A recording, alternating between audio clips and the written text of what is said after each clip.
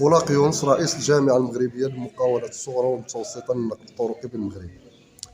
كما كتعرفوا اليوم بتاريخ 16/12/2023 تم واحد الجمع عام من أجل تجديد المكتب الإقليمي لمدينة مكناس التابع للجامعة المغربية للمقاولات الصغرى والمتوسطة للنقل الطرقي بالمغرب. هذا الجمع عرف حضور وازن ديال المهنيين تقريبا اللي جاو من الصعيد الوطني رفقة المكتب التنفيذي للجامعة. داز في جو حيوي، جو جميل، الكل كان متوافقا على المكتب الذي سوف يختار لتمثيل إقليم مكناس. وبالفعل بعد نقاش مستفيض تم انتخاب السيد رئيس الجامعة فرع مكناس وكذا الكاتب العام وكذا نوابهم.